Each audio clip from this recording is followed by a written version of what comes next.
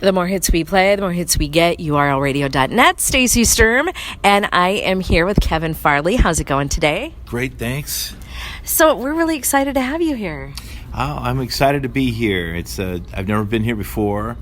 I do a lot of touring, so I've seen a lot of the country, but this is one part I've never seen, so it's exciting for me to really get a look at what's going on around here. Have you been like North Dakota, South Dakota, Montana at all? I've been to Montana, Okay. Not so much South Dakota. You're not missing much other, actually. Nah. Just Yeah. one of the monuments. Yeah.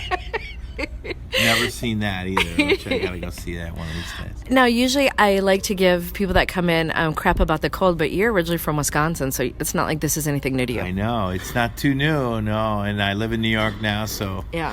I've been dealing with the cold for a while. But you didn't get our usual cold, which is like regular temp 40 below with a wind chill of 80 below. Oh, that's tough. Yeah, that sucks. Yeah. Yeah. No, that I don't know. That's the kind of stuff that goes right through you. I don't Yeah. think I've never experienced that. No, you don't warm up. You wear 5 layers, but you don't warm up until April. No It's kidding. cold, yeah.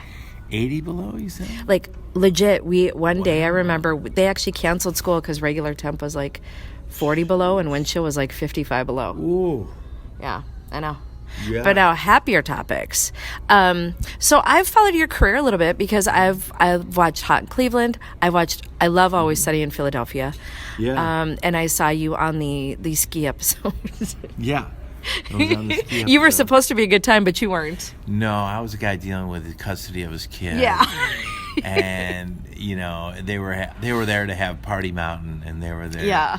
And I was living with a couple guys, and I was severely depressed. Yeah.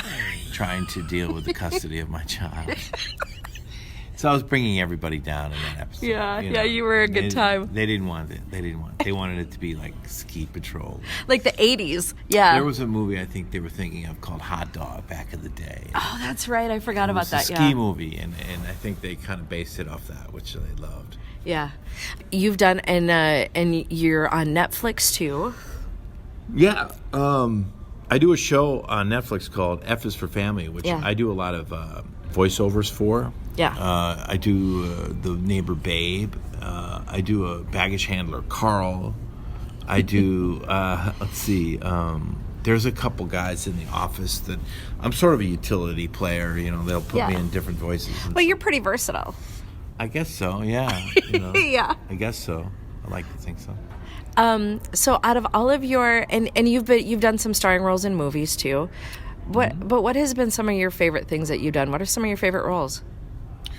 Yeah, well, I mean, a long time ago, the most fun I ever had was a boy band called Together, which was spelled together. Yes. And then we picked fun of boy bands back in the day, and that was a lot of fun to do. I'm going to show you something funny on my 1984 phone. Yeah. So my friend Trampus Johnson. Trampus? Yes, he'll be here tonight too. He sent me this That's because it. he knew I was coming to interview you. That's it. Yeah. Yeah. So when he knew I was coming to interview you today, and he was going to be here tonight at the radio station table, he sent that to Together. me. Yep. I was Together. Doug Linus, which is he was a guy that was too old for the band because. The bands, every boy band has a prototype, and Yeah. One of the prototypes is an older brother type, and so they needed an older brother type. He's got to be the stable one of the band. Yeah. The one that Yeah. kind of keeps everything together. That's right. Together. I was 36 years old at the time, so I was a 36-year-old man in a boy band. But ironically, now a lot of these Backstreet Boys and NSYNC that are touring again, they are also 36 years old. I think now they are, yeah. Or older. Or older. Some of them are probably closer to 40. Older, 40 or something, yeah. Now, you, your brother Chris Farley, famous. You have non-famous relatives, brothers and sisters. How do they handle that? Like, oh, I mean, do yeah. you rub it into their, like, when Chris was still alive and you'd have family holidays, where you guys are losers. I can't, It's just us. Yeah.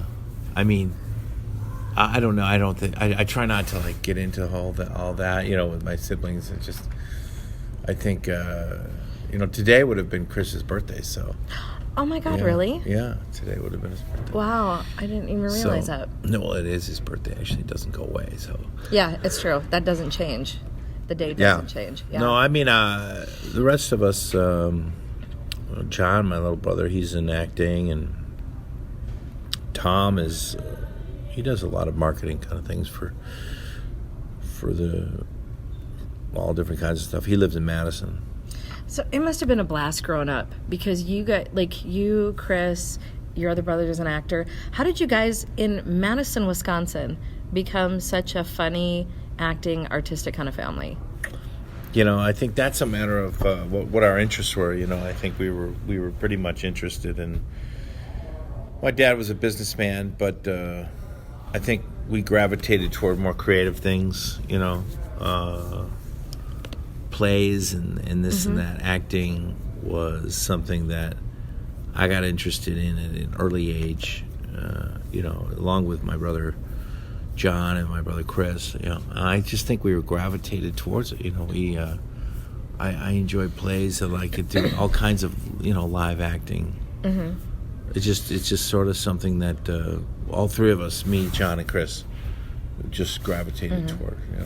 So, philosophical question: do you feel like you chose your path, or like the path chose you? Like, do you feel like you were just meant to do what you were meant to do? Well, yeah. I mean, I always get a kick out of it. I still do. So if I didn't get a thrill out of it, it's too hard of a lifestyle to just do for any other reason than you really love it. I think. So yeah, I still enjoy coming to these shows. I still enjoy doing the shows, and I still enjoy acting. So that's why I do. I've always primarily done it just because I enjoy it.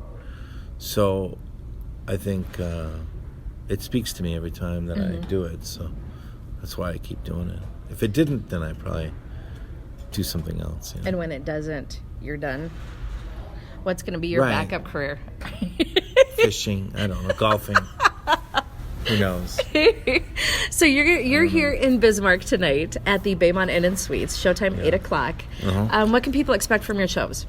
I just do about 45 minutes to an hour of. I talk to the audience a little bit. I talk to them about myself, talking about my family growing up, my weight issues, relationship issues, a little bit about. I don't get too political. I'm more personal, and I come from a different something that we can all relate to. So I don't get too political. So it's more or less just myself and what I'm going through, what I observe, and that kind of thing. Stories about my life. Which I feel is probably refreshing because, like, our political climate right now is not good. And it never is going to end well if you get into a political conversation. Never. It always divides the audience. It's never really fun. Yeah, not a good time. No. There are still a couple tickets available, but they are going quick.